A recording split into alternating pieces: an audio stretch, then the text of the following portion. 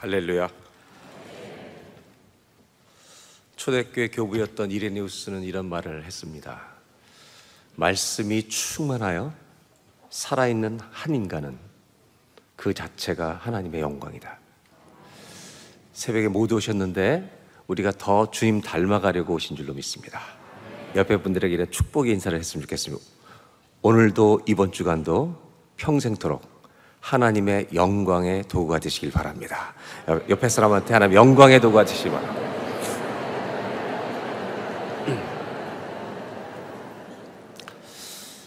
이번 주간 사실 때도 특세를 마치고 무슨 일을 하시든지 주님을 수치스럽게 만드는 삶이 아니라 하나님의 자존심을 세워드리는 우리가 되시길 바랍니다. 오늘 본문 6장은 사무엘하 6장은 다윗이 하나님의 언약궤를 법궤를 메고 오는 그 영광스러운 행진 속에 신나게 춤을 추는 장면의 본문을 보았습니다. 근데 이 언약궤를 옮겨오는 과정은 그렇게 쉽게 이루어진 것이 아닙니다.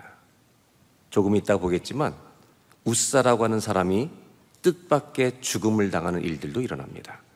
그런 과정 속에서 언약궤가 오게 됩니다. 우리가 참 이해할 수 없는 이 뜻밖의 웃사의 죽음이 완전히 어떻게 우리가 만족스러울만 해석을 할 수도 없지만 분명한 것은 하나님이 우리에게 주시는 너무나도 중요한 메시지가 여기 담겨 있다는 것입니다. 오늘 6장 1절 2절은 어떤 내용에서 시작되냐면 다윗이 왕이 된 후에 예루살렘 시온성에 하나님의 언약궤를 모셔오고 싶은 마음에서 또 시작됩니다. 언약궤는 하나님의 임재와 동행의 상징입니다. 오늘 마침 흑인 목사님이 얘기해 주신 것처럼 하나님의 존전 앞에 서면 죄인은 죽는 것입니다. 그 영광을 보는 순간 화로다 내가 망하게 되었도다. 이사야의 고백이 하나님의 거룩하심을 아는 자는 다 그렇게 고백할 수밖에 없다는 사실입니다. 언약궤는 두 가지 굉장히 중요한 의미가 있습니다. 첫째는 하나님의 초월적인 능력입니다. 그분 앞에 함부로 나가면 죽습니다.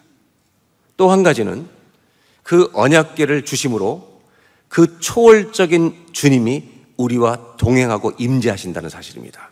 기독교인들이 두 가지의 균형을 가지고 있어야 합니다. 하나님에 대한 경외, 그리고 주님과 친밀하게 교제하는 동행. 이 두 가지의 균형을 잘 가지고 사는 우리 모두가 되시길 바랍니다. 안타깝게도 사울 왕 시절에는 언약궤를 잊어버리고 살았습니다. 그 말은 하나님의 임재를 잊어버린 채 많은 백성들이 살아왔다는 것입니다. 다윗이 왕이 된 후에 그 하나님을 자기 왕국에 있는 성으로 모셔오고 싶었던 그 마음으로 이 언약궤는 이동이 시작됩니다. 한번 사무엘하 6장 3절 4절을 우리 다 같이 함께 보도록 하겠습니다. 두 절인데요, 함께 봉독합니다. 시작.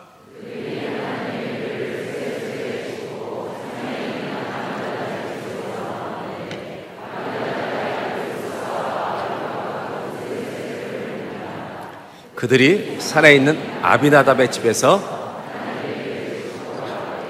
여호와는 궤 앞에서 가고.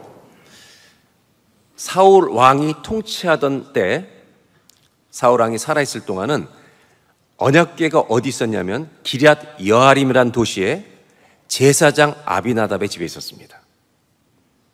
오늘 나오는 언약궤를 옮기는 과정에서 나오는 두 사람의 이름이 있는데 웃사와 아효. 그 중에 아효는 앞에서 끌고 웃사는 뒤에서, 언약궤 뒤에서 쫓아갑니다. 웃사의 죽음을 이해하기 위해서는 먼저 아셔야 되겠는데 웃사와 아효는 제사장의 아들들이었습니다. 즉 웃사는 제사장이었습니다. 제사장들이 언약궤를 끌고 가고 있는 중이었습니다. 그런데 앞에서 끌고 웃사는 뒤에서 쫓아가는데 문제가 생깁니다. 6장 6절로 8절인데 제가 봉독해 드리겠습니다. 그들이 나곤의 타작마당에 이르러서는 소들이 뛰므로 웃사가 손을 들어 하나님의 궤를 붙들었더니. 7절. 여호와 하나님이 웃사가 잘못함으로 말미암아 진노하사 그를 그곳에서 치시니 그가 거기 하나님의 궤 곁에서 죽으니라. 8절입니다. 다 같이 읽어볼까요? 여호와께서 웃사를 치심으로 다윗이 분하여 그곳을 베레스 웃사라 부르니 그 이름이 오늘까지 이르니라. 언약궤가 떨어질까봐 우사가 붙든 순간 하나님이 그의 잘못으로 인하여 치셨다고 말하고요. 역대상에는 그의 몸을 찢어서 죽이셨다고 말씀하고 있습니다. 너무나 당황스러운 본문입니다. 이걸 보면서 우리가 먼저 생각해야 될 것은 하나님을 주의하시라는 것입니다. 하나님을 조심하시기 바랍니다. 옆 사람한테 경고하세요. 하나님을 조심하시기 바랍니다. 기독교 신앙은 하나님 앞에 존전 앞에 서는 길은 어떤 사람에게는 죽음을 가져올 수 있고 어떤 사람에게는 춤을 추게 할 수 있다는 말입니다. 하나님 앞에서 어떤 이는 우사는 죽임을 당하고 다윗은 춤을 춥니다. 법궤는 나를 죽게 하는 계기도 될 수 있고 다윗처럼 춤을 추게 하는 계기도 될 수 있습니다. 하나님 앞에서 말입니다. 언약궤가 흔들리자 손을 뻗어서 그 궤를 붙잡았던 행동, 그것 때문에 우사는 죽습니다. 우리의 딜레마는 뭐냐면 이게 그렇게 나쁜 짓인가? 이게 그렇게 나쁜 행동인가? 여기 의문이 있기 때문에 딜레마가 있습니다. 우리 모두도 마찬가지였을 거예요. 만약 언약궤가 떨어지려고 했다면 우리도 붙잡았을 것입니다. 맞죠? 그거 안 붙잡으면 정신 나간 사람입니다. 우리도 붙잡았을 텐데 왜 하나님은 잘못했다 그러시고 그를 쳐 죽이셨는가? 심지어 몸을 찢어서 죽였다고 말씀하시는가? 심각한 메시지가 이 안에 감춰져 있습니다. 이 말씀을 근본적으로 잘 이해하시려면 본질적 질문이 필요합니다. 여러분의 상식으로 대답하셔야 돼요. 원래 언약궤는 어떻게 날라야 하는 것입니까? 어깨에 메고. 성경을 많이 아시는군요.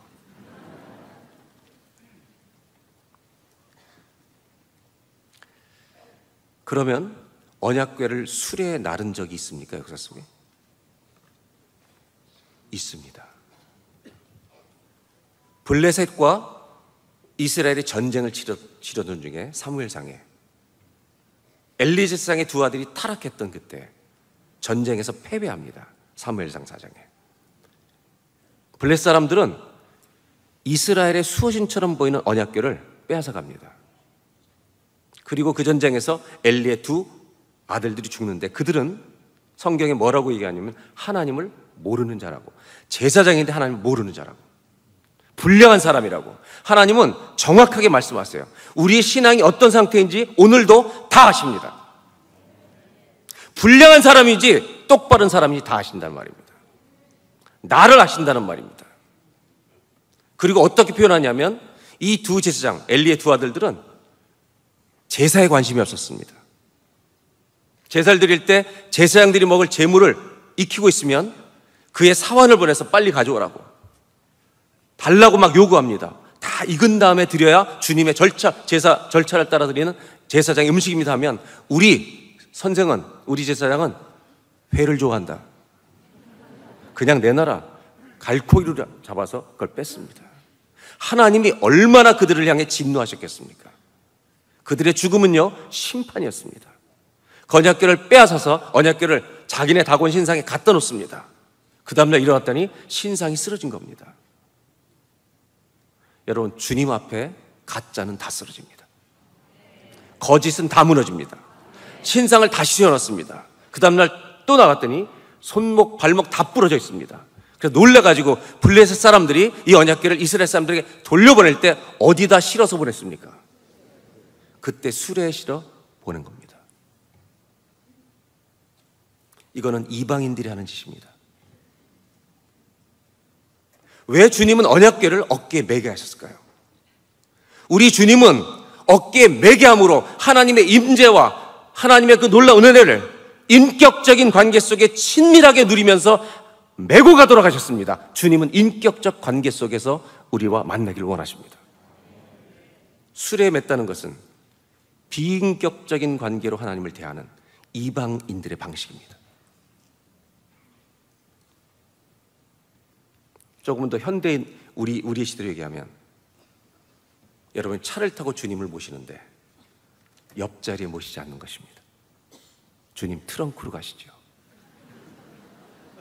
트렁크 문을 꽉 닫고 아무 말도 하지 마시고 나한테 복만 주시면 됩니다. 이것이 웃사의 행동입니다. 웃사는 그날 죽은 게 아닙니다. 웃사의 신앙은 이미 죽어 있었습니다. 그는 종교 기술자가 되어 있었습니다. 예식을 행하는 형식만, 종교만 남아있는 사람이었습니다.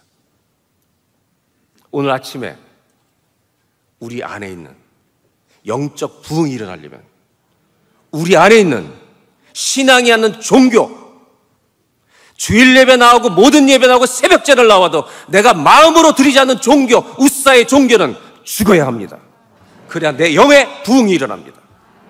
하나님, 오늘 새벽제에 나왔지만 형식으로 나오면 우리는 웃사입니다. 오늘 마음을 다해 주님 붙드는 예배가 되게 하여 주시옵소서. 그것이 다윗의 춤을 추는 예배입니다. 오늘 이 아침에 우리의 기도 제목이 있습니다. 하나님, 내 안에 있는 웃사 같은 종교는 다 죽는 능력의 아침이 되게 하여 주시옵소서. 목숨이 끊어지는 게 아니라 내 형식적인 믿음과 형식적인 종교 생활은 다 죽게 하여 주시고, 다윗의 살아있는 예배, 언약궤를 어깨에 메고 주님과 친밀하게 살아가는 이 동행의 예배가 살아있는 우리 모두가 되게 하여 주시옵소서. 웃사는 오래전부터 하나님의 감각이 없는, 영적 감각이 죽어버린 제사장이고 목회자였습니다. 그리고 그는 관리하는, 언약궤를 관리하는 제사장이었습니다. 큰 실수를 범한 겁니다. 우리가 주님을 관리하는 게 아닙니다. 우리가 주님을 돌보는 게 아닙니다, 여러분. 그분이 우리를 돌보십니다. 이것은 다윗은 고난을 겪으면서 체험했습니다. 여호와는 나의 목자시니. 우리 인생은 주님이 돌보십니다. 주님을 트렁크에 넣는 일이 없기를 바랍니다. 웃사의 죽음은 하나님의 경고였습니다. 오래전부터 이미 서서히 죽어가고 있었던 그의 신앙 안에는 죽은 행위들만, 종교만 가득했는데 찬양, 믿음, 경배의 영은 이미 내면에서 죽은 지, 질식사한 지 오래됐습니다. 하나님의 경고입니다. 가짜 믿음은 내 앞에서 다 죽는다. 진짜 많이 납니다. 함부로 오지 마라. 웃사의 죽음은, 이런 많은 숙제를 남긴 이 죽음은 우리에게 정확한 메시지를 주고 있습니다. 중요한 메시지를 주고 있습니다. 이 결론을 얘기하기 전에 웃사가 살아있던 감각은 뭐였겠습니까? 하나님에 대해서는 죽어 있었는데 그는 돈에 대해서는 살아있었을 것입니다. 오감이 살아있었을 것입니다. 내 자녀가 절되는 거 다 살아있었을 것입니다. 예배는 그런 것들이 살아나는 게 아닙니다. 주님에 대한 감각이 살아나는 것입니다. 웃사의 죽음은 불신앙의 죽음이고, 종교의 죽음이고, 내 형식의 죽음이고, 내 껍데기의 죽음입니다. 가짜의 죽음입니다. 오늘 이 성전 안에 새벽 제단에 기도할 때 가짜들은 다 죽길 바라고, 내 안에 주님 사랑하는 진짜만이 살아나는 예배가 되길 바랍니다. 내 안에 웃사가 살아나는 게 아니라 다윗이 살아나길 바랍니다.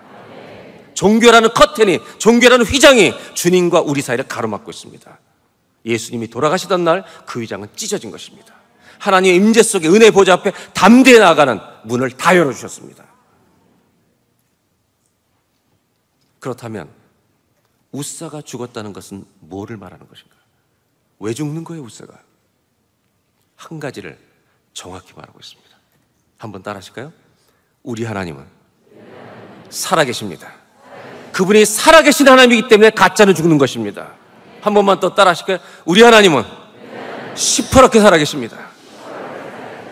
옆에 사람한테 두 눈 똑바로 뜨고 하나님은 시퍼렇게 살아계십니다 한번 인사하시기 바랍니다.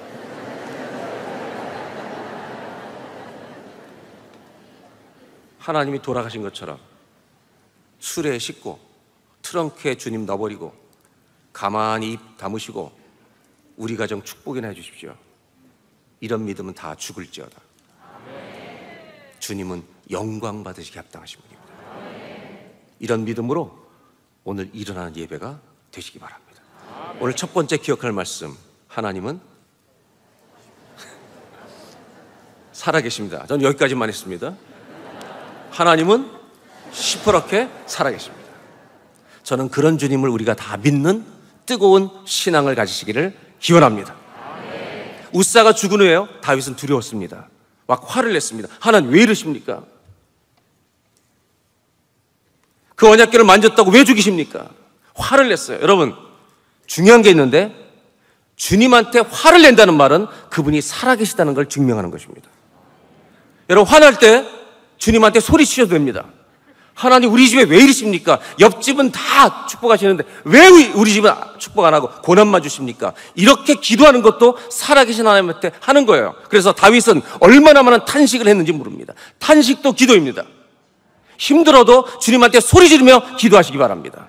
그 사람 반드시 감사로 끝날 줄로 믿습니다. 찬송으로 끝날 줄 믿습니다. 기도로 시작한 사람은 모든 끝이 찬송과 감사로 끝나게 됩니다. 오늘 억울한 사람도 있어요?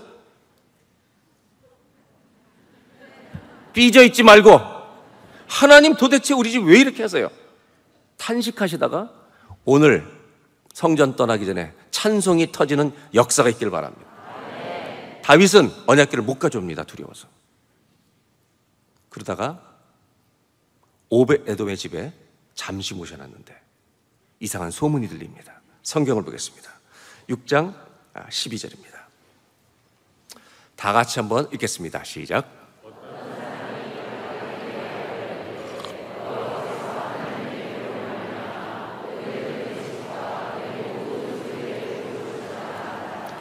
두려워서 안 가지고 왔는데 오벳에돔의 집에 잠깐 모셨는데 그 집에 주님이 폭포수 같은 은혜를 부어주시는 거예요.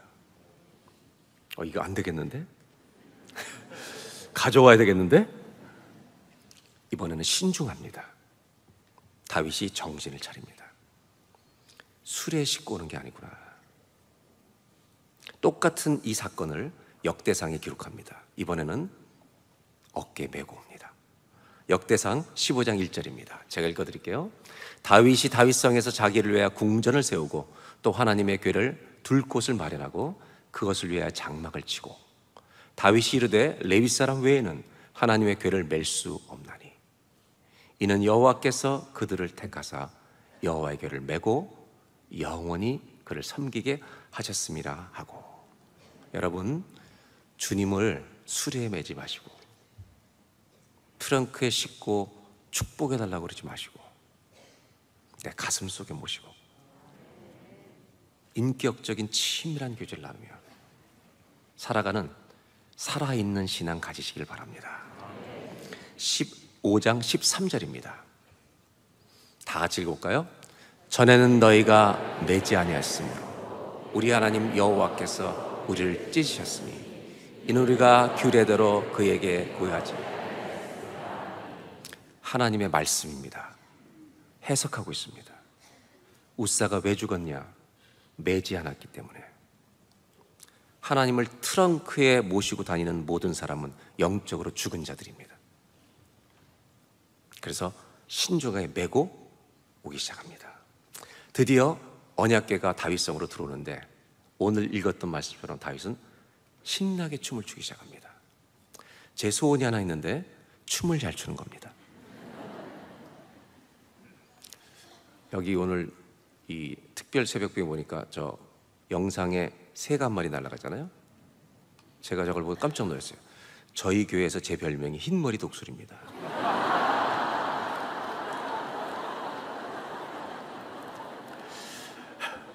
근데 춤을 못 춰요.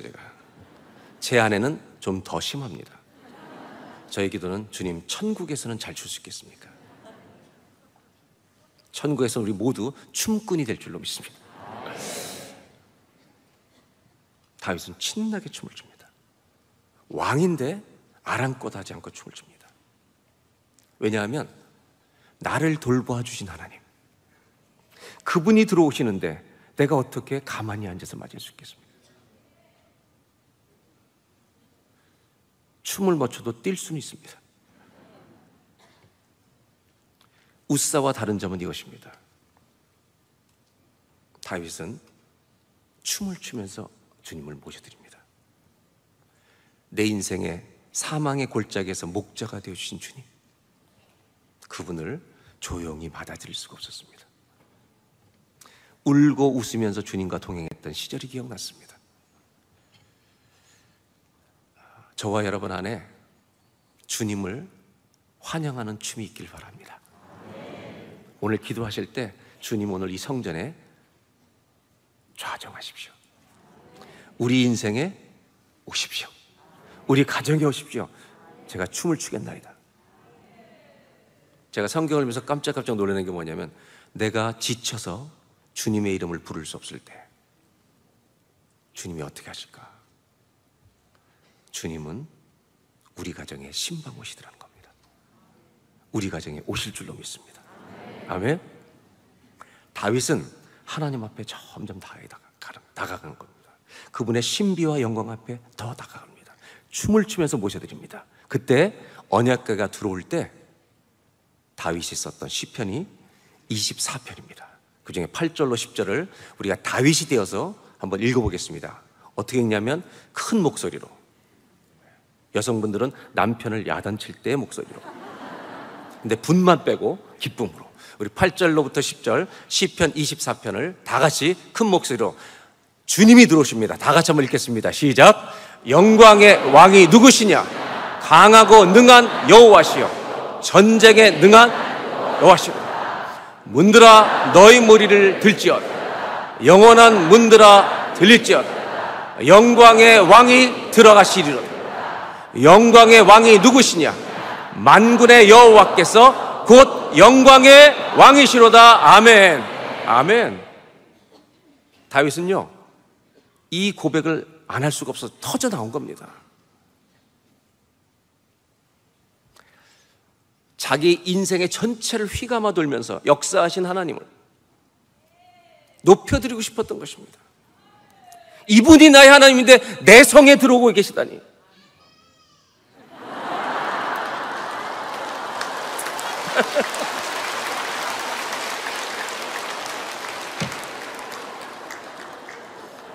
저 아이를 한번 껴안고 가야 되겠는데, 제가. 영성이 통하는 것 같아요, 애기가. 저 아이의 미래가 어떻게 될까요? 정말 눈물이 납니다, 진짜. 자야 될 시간에 애기가 아멘 할 때 주님이 천국에서 감동하시지 않겠습니까? 주님이 쟤 왜 저러냐? 하나님이 천사를 보내, 제 평생을 책임져라. 그렇게 살 수 없을까요? 하나님이 저 이 집사를 보시고 천사를 동원해서 이 집사 평생을 책임져라. 그런 믿음을 가질 수 없겠습니까? 예배드리는 시간은 우사처럼 내가 죽어버리는 시간이 될 수도 있고, 다윗처럼 춤을 추는 시간이 될 수도 있습니다. 그것은 내 영성에 달려 있습니다. 저는 오늘 어떤 큰 문제가 있다 할지라도 왕을 모셔드리는 일어나는 축복의 날이 되시길 바랍니다. 오늘 두 번째 나누고 싶은 것은, 다윗이 왜 이렇게 기뻐했을까? 왜 그렇게 춤을 췄을까? 분명한 메시지가 여기 있습니다. 다윗은 춤을 추면서 모든 백성에게 한 메시지를 전하고 있습니다. 이스라엘아 잘 들어라. 백성들아 잘 봐라. 이스라엘 전체의 왕은 내가 아니다. 이 나라를 통치하는 분은 다윗 왕이 아니라 만군의 여호와 하나님이 이 나라의 왕이시니라. 저는 대한민국의 주님이 왕이 되시길 바랍니다.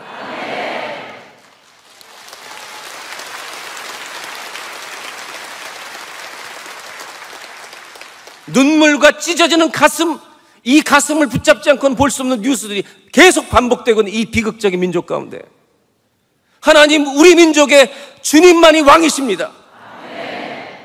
이런 믿음이 회복돼야 되지 않겠습니까? 다윗이 그렇게 춤추고 기뻐하는 이유는 딱 하나입니다. 이스라엘 백성 잘 봐, 잘 들어. 내가 왕인데도 이렇게 춤을 추는 이유는 진짜 왕이 들어오시기 때문이다. 누가 왕인 것입니까? 지가 왕인 사람이 너무 많아요. 집에서 자식이 왕인 집이 너무 많아요. 오늘 그 왕들은 다 죽어야 돼요. 주님만이 왕이십니다. 웃사가 죽었다는 것은 하나님이 살아계신다는 걸 선포했다면, 다윗이 왕인데, 그 신분이 높은 왕인데 춤을 마구 췄다는 것은 경거망동한 것처럼 보이게 그가 한 가지를 그대로 전하고 있다는 것입니다. 이 나라의 왕은 다윗이 아니라 하나님이시다. 두 번째 메시지가 있습니다. 한번 따라 하실까요? 하나님만이 만왕의 왕이십니다. 이런 춤을 추시길 바랍니다. 이런 교회가 되시길 바랍니다. 할렐루야.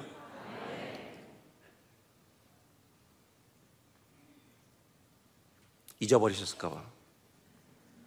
하나님은 시퍼렇게 살아계십니다. 두 번째, 하나님만이 만왕의 왕이십니다.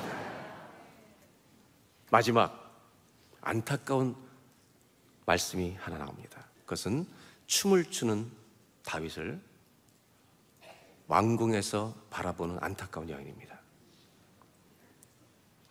미세스 다윗.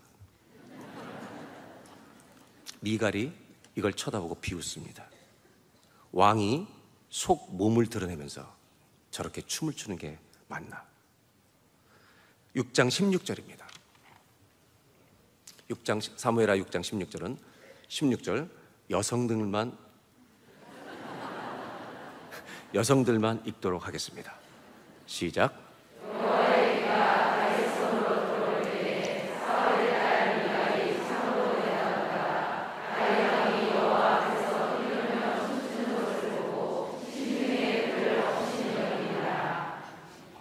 잘 놀고 있네.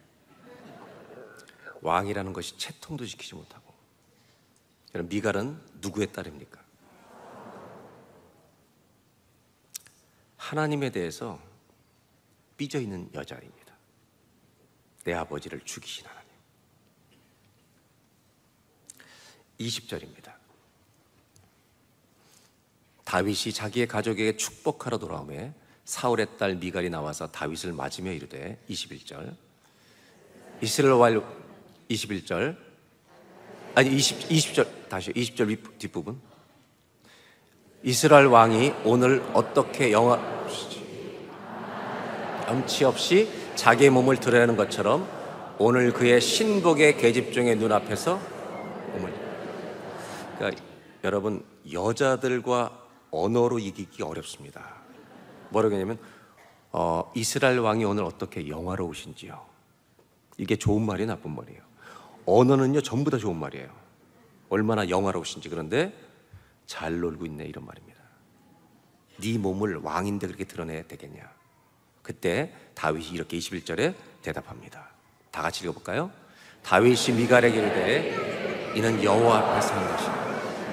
그가 내 아버지와 그의 온 집을 버리시고 나를 택하사 나를 여호와의 백성 이스라엘 주권자로 삼으셨으니 내가 여호와 앞에서 뛰놀리라. 아멘. 다윗은요 그래도 춤출 거야 나는. 저는 마지막으로 미갈 얘기를 하려고 합니다.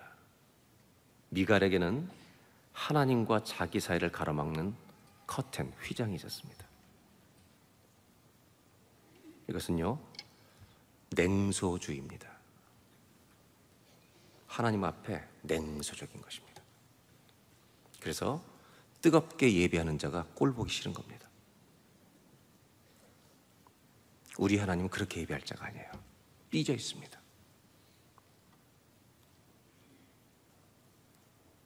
저 인간은 왜 이러지?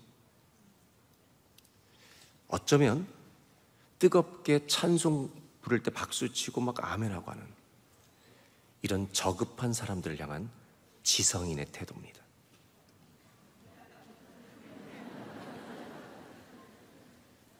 공부를 많이 한 사람이 왜들 저러지? 우리 예수님도 십자가에 달려 돌아가실 때 주여 주여 왜 나를 버리시나이까 탄식하며 소리치십니다. 미갈의 냉소적 태도는 아버지를 죽이신 하나님에 대한 원망입니다. 볼꼴 사납게 무식한 자처럼 예배하는 뜨거운 자들 향한 조롱입니다. 이 커튼은 찢어져야 합니다. 부르짖어야 할 때가 있습니다. 일어나서 뛰어야 할 때가 있습니다. 뛰지 못합니다. 하나님에 대한 이 모든 원망과 섭섭함은 오늘 새벽에 찢어지시길 바랍니다. 이 커튼은 다 찢어질지어다. 예수님이 십자가에 돌아가시던 그날 지성소와 성소를 나누던 휘장이 위로부터 아래로 다 찢어져서 그분의 임재와 은혜가 흘러넘쳐 모든 세상의 끝까지 갈 수 있도록 열어놓으신 것처럼 그 하나님의 임재가 원망과 냉소주의의 가슴을 가지고 예배드리는 모든 자들의 가슴 속에 흘러넘치는 오늘 부흥의 날이 되시기를 주의 이름으로 축원합니다. 다윗은 언약궤를 장막에 모셨습니다. 그곳은 지성소와 성소의 구별이 없는 임시 성막이었습니다. 성소와 지성소를 구분하지 않은 채 그냥 임시로 모셔놓은 겁니다.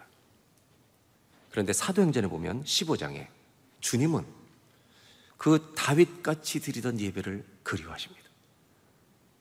구약시대인데도 성소와 지성소의 구분 없이 그냥 텐트 속에 임시로 놔두고 24시간 예배하던 그 다윗의 예배를 그리워하신다고. 다 같이 한번 사도행전 15장 16절 한번 읽겠습니다. 이후에 내가 돌아왔어. 다윗의 무너진 장막을 다시 또 그 허물어진 것을 다시 지어. 왜 주님은 다윗의 장막을 그리워하시는 겁니까? 미갈처럼 세련되게 주님을 믿겠다고 하는 이 교만한 태도를 주님은 기억하지 않으시고 춤추면서 그냥 순전한 마음으로 주님 사랑하는 마음 가진 그 다윗의 초라한 장막을 왜 그렇게 그리워하시는 겁니까? 이유가 있습니다. 주님은 살아계신 분이라고 믿는 그 신앙, 주님은 만왕의 왕이시라고 믿는 그 다윗의 믿음, 그에게는 웃사의 종교도 없고 미갈의 냉소주의도 없습니다. 그저 순전하게 주님 사랑하는 마음 하나밖에 없습니다. 하나님은 오늘도 이 아침에 다윗처럼 달려오는 한 사람을 그리워하십니다. 이 다윗의 장막을 통해 마지막 우리에게 주신 메시지가 있는데, 주님이 좌정하기 원하시는 곳은 솔로몬 성전이 아닙니다. 한 번만 따라 하실까요? 하나님은 우리 마음에 좌정하기를 원하십니다. 아멘입니까? 하나님이 원하시는 곳, 머물기 원하시는 곳은 우리 마음속입니다. 저와 여러분의 오늘 새벽의 심령이 주님을 모셨던 다윗의 장막이 되시기를 주의 이름으로 축원합니다.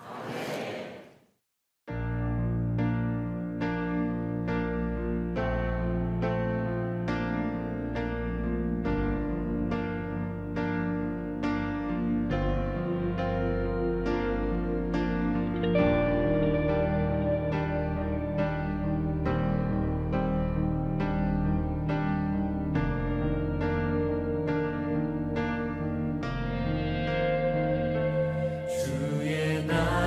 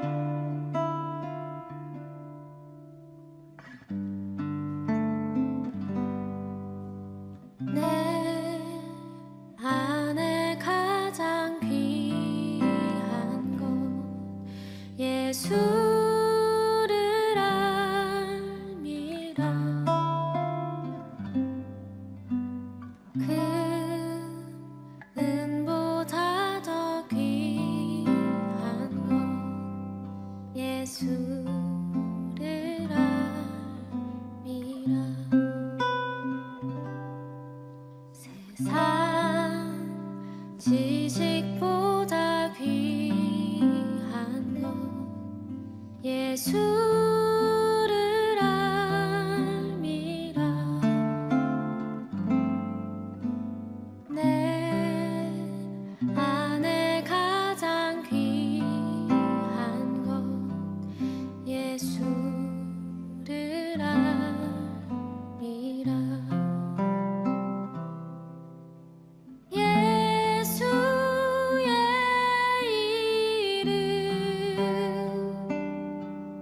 존귀한 그 이름 예수의 이름 능력의 그 이름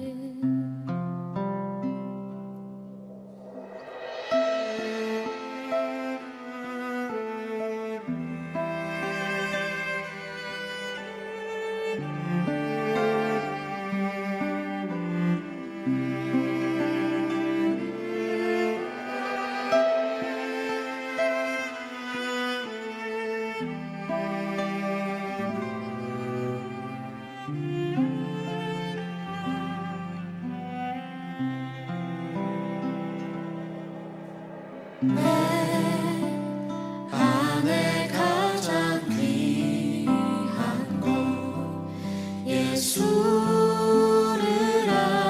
알미라. 그 은보다 더 귀한 것 예수를 알미라. 세상 지식보다 귀한 것 예수를 알미라. 내 안에 가장 귀한 것 예수